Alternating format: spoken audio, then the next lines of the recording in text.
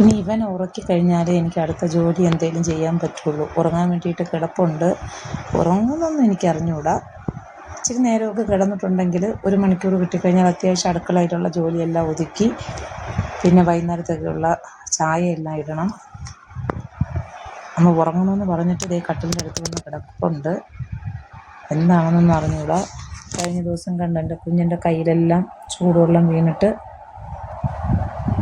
കണ്ടു. ഇവിടെ മാത്രമല്ല, ഒരുപാടിടത്തുണ്ട്. ഡിസ്ചാർജായി കൊണ്ടുവന്നതേ ഉള്ളൂ കഴിഞ്ഞ ദിവസം. ഇങ്ങനെ ആൾ ഭയങ്കര ആക്റ്റീവായിരുന്ന ആളാണ്. പക്ഷേ ഇപ്പോൾ എല്ലാത്തിനും ഒരു പമ്മലായിപ്പോയി. ഭയങ്കര പേടിയായിപ്പോയി കേട്ടോ. അവന് ചൂടുവെള്ളമെല്ലാം വീണപ്പോൾ ഭയങ്കര പേടിയായിപ്പോയി. 9 ദിവസം ഹോസ്പിറ്റലിൽ അഡ്മിറ്റായിരുന്നു. അപ്പോൾ അവിടെ നിന്ന് ഡിസ്ചാർജൊക്കെ മേടിച്ച് വീട്ടിലോട്ട് കൊണ്ടുവന്നു. ആൾ ഭയങ്കര സൈലൻ്റായിപ്പോയി പാവം. കണ്ടോ, അവൻ പറയുന്നുണ്ടോ, ഞാൻ പാല് കുടിക്കുകയാണെന്നാണ് പറയുന്നത്. അങ്ങനെ അതിൻ്റെ ഇടയിൽ എൻ്റെ കുഞ്ഞനും കൂടെ വന്നിട്ടുണ്ട്. എൻ്റെ ചിന്നകുട്ടൻ. വിശക്കുന്നുണ്ടോ? വിശക്കുന്നുണ്ട്. ചോറ് കഴിക്കാം. ഇപ്പോഴാണ് വിശപ്പുണ്ടെന്ന് പറഞ്ഞത്. ഇത്രയും നേരം വിശക്കുന്നില്ല എന്ന് ചോദിച്ചപ്പോഴത്തേനോണ്ട് വിശക്കുന്നില്ലെന്നാണ് പറഞ്ഞുകൊണ്ടിരുന്നത്.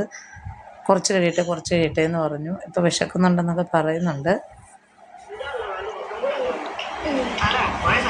കഴിക്കാം. ചോറ് കഴിക്കാം. അതോ പറ്റിക്കുവാണോ മിത്തായെ? പറ്റിക്കുവാണോ? വിശക്കുന്നുണ്ടോ? അപ്പം മോനെ ഒരു 5 മിനിറ്റ് ഇവനൊന്ന് ഉറക്കിയിട്ട് നമുക്ക് ചോറ് കഴിക്കാം കേട്ടോ.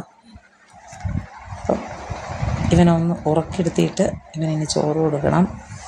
പിന്നെ എല്ലാവരുടെയും ലഞ്ച് കഴിഞ്ഞിരിക്കുമെന്ന് പ്രതീക്ഷിക്കുന്നു. മണി 3:30 ആയില്ലേ. പിന്നെ മോനൊക്കെ ഒരു ആപ്പിളൊക്കെ കഴിച്ചു, ഗ്രേപ്സൊക്കെ കഴിച്ചു. ഇപ്പോൾ ചൂട് സമയമല്ലേ, അതുകൊണ്ട് ഫ്രൂട്ട്സും വെള്ളമൊക്കെ ഞാൻ എങ്ങനെയാണേലും കഴിപ്പിക്കും. വെള്ളവും കുടിപ്പിക്കും. അങ്ങനെ ജ്യൂസൊക്കെ ഉണ്ടാക്കി കൊടുക്കും. അപ്പോൾ അതുകൊണ്ട് പിന്നെ വിശപ്പ് ഒരു 3 മണിയൊക്കെ ആകുമ്പോഴേ ഞങ്ങൾ ചോറ് കഴിക്കാറുള്ളൂ. സ്കൂൾ ടൈമിലൊക്കെ ആണെങ്കിൽ കറക്റ്റ് 12:30 1 മണിയല്ലേ. ഇവിടെ എന്ന് പറഞ്ഞിട്ടുണ്ടെങ്കിൽ അവ ഇങ്ങനെ ഓരോന്നും ഇടയ്ക്കിടയ്ക്ക് സ്നാക്സൊക്കെ കൊടുക്കുന്നത് കൊണ്ട് അങ്ങനെ വലിയ വിശപ്പൊന്നും അങ്ങനെ പറയാറില്ല. 3 മണിയൊക്കെ ആവും. പിന്നെ ഇവന്മാർ 2 പേരും ഇട്ടിട്ടാണ് ഞാൻ ഓരോന്ന് വെക്കുന്നതൊക്കെ. അപ്പോൾ അതിൻ്റേതായിട്ടുള്ള ഒരു സമയതാമസവും കൂടെ ഉണ്ട്. അങ്ങനെ ആളിങ്ങനെ ഉറക്കത്തിൻ്റെ മൂഡിലോട്ട് വരുവാണ്. ഇനിയിപ്പം പതിയെ തല തടവി ഇങ്ങനെ കൊടുക്കുന്നത് ഭയങ്കര ഇഷ്ടമാണ് കേട്ടോ. തല തടവി കൊടുത്തിട്ടുണ്ടെങ്കിൽ ആൾ ഉറങ്ങിക്കൊള്ളുകയെ. അവളാണ് തല തടവി കൊടുക്കുന്നതാണ് ഇഷ്ടം.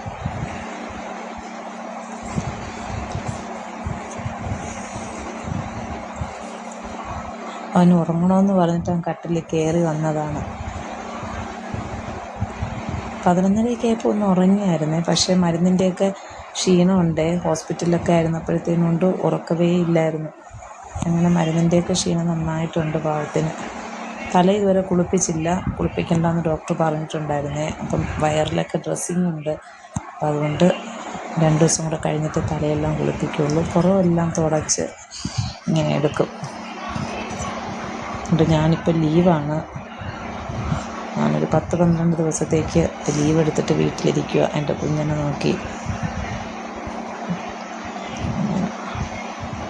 കണ്ടോ, ആളുറങ്ങി.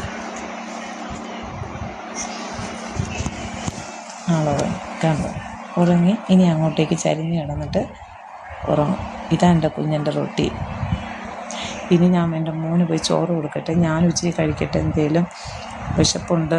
ഇനി അവിടെ ഇരുന്നിട്ട് വേണം അടുത്ത ജോലി തുടങ്ങാൻ വേണ്ടിയിട്ട്. Okay, by.